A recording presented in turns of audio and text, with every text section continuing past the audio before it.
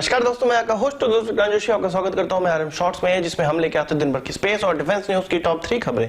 तो चलिए जान लेते हैं। अपनी सबसे पहले खबर को सुनाते हुए मुझे बहुत ही ज्यादा हर्ष हो रहा है हमारे जवानों के लिए, जो कि बुलेट प्रूफ जैकेट खरीदनी थी 1,86,000 यानी कि 1.86 लाख जो बुलेट प्रूफ जैकेट खरीदनी थी उसका कॉन्ट्रैक्ट अब साइन कर दिया गया है भारत सरकार के द्वारा।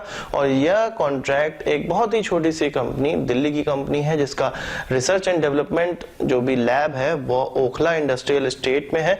और दिल्ली की छोटी सी कंपनी है जिसको 1.86 लाख बुलेट प्रूफ जैकेट का पूरा कॉन्ट्रैक्ट मिल गया है। इसका नाम है SMPP प्राइवेट लिमिटेड और ये बुलेट प्रूफ जैकेट बनाने का काम करती है। उसी क्षेत्र में इन्वॉल्व है यह कंपनी और काफी अच्छे बुलेट प्रूफ जैकेट ये बनाती है। इस पूरे कॉन्ट्रैक्ट की प्राइस की बात करें तो 639 करोड़ रुपए यानी कि 639 करोड़ रुपए का यह पूरा का पूरा कॉन्ट्रैक्ट साइन किया गया है और इस फर्म का यह सबसे ज्यादा महंगा कॉन्ट्रैक्ट है। इस बुलेट प्रूफ जैकेट की मटेरियल की बात करें तो बोरोन कार्बाइड सिरेमिक का यह बुलेट प्रूफ जैकेट बना हुआ है और बुलेट प्रूफ जैकेट के मटेरियल में यह सबसे हल्का मटेरियल है।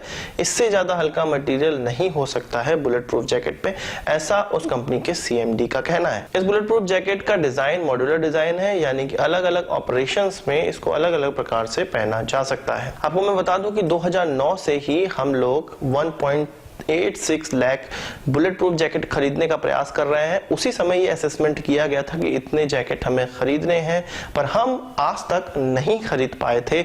जो भी टेंडरिंग होती थी, ट्रायल होती थी इंडियन आर्मी की, उसमें बुलेट प्रूफ जैकेट फेल हो जाती थी और 2016 तक हमने किसी भी प्रकार का कोई बुलेट प्रूफ जैकेट नहीं खरीदा।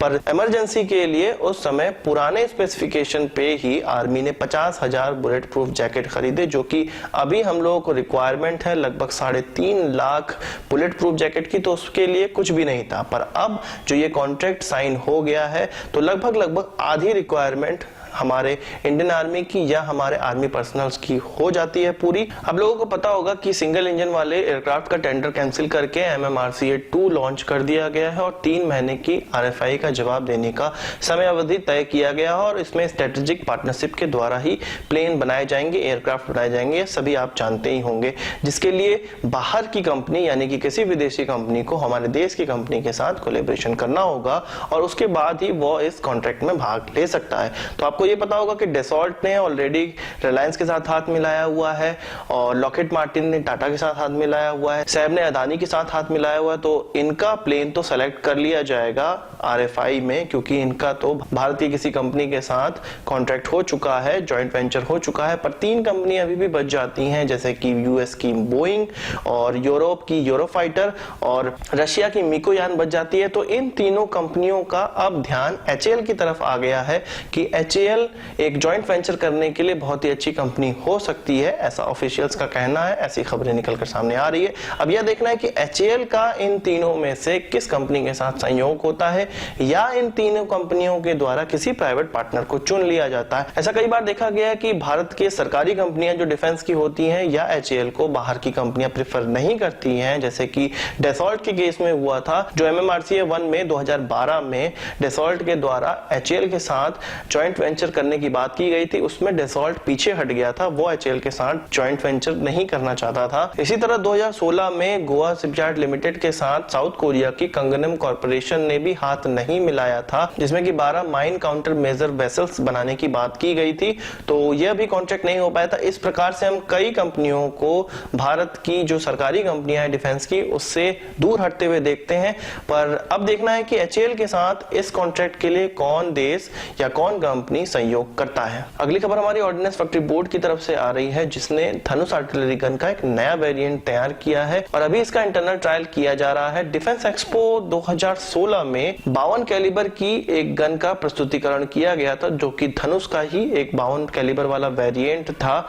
और अभी आप जानते होंगे कि जो आर्मी में सेलेक्ट की गई है धनुष आर्टिलरी गन, उसका 45 कैलिबर है, 45 कैलिबर है और 52 कैलिबर की वेरिएंट तैयार किया जा रहा था ऑर्डिनेंस फैक्ट्री बोर्ड के द्वारा 2016 में उसको डिफेंस एक्सपो में दिखाया भी गया था। पर अब जो वेरिएंट तैयार किया गया है वो ट्रक माउंटेड है और 155 mm 52 कैलिबर का ही आर्टिलरी गन है। इस आर्टिलरी गन में जो ट्रक का इस्तेमाल किया जा रहा है उसकी चेचिस टट्रा ट्रक की ही चेचिस है और अभी ऑर्डिनेंस फैक्ट्री बोर्ड इसका खुद ही ट्रायल कर रही है और जल्द ही इसको आर्मी को भी सौंपा जाएगा ट्रायल करने के लिए और तभी माना जा सकता है कि आर्मी में इसको सेलेक्ट किया जाएगा। पर एक खबर यह भी निकल कर आ रही है कि आर्मी शायद इसको सेलेक्ट ना करे या आर्मी इसके प्रति रुझान कम दिखाए, क्योंकि एडवांस टॉप्ड आर्टिलरी गन के बारे में तो आपने जरूर सुना होगा जो कि विश्व रिकॉर्ड बनाती चली जा रही है, 48 किलोमीटर तक फायरिंग कर रही है, जो कि डीआरडीओ और प्राइवेट पार्टनर के साथ मिलकर डेवलप की गई है। तो उसको ऑलरेडी आर्मी ने सेलेक्ट कर लिया है और उसके 80 आर्टिलरी गन का ऑर्डर भी दे दिया है। इस तरह की खबर निकलकर सामने हमारे आई थी।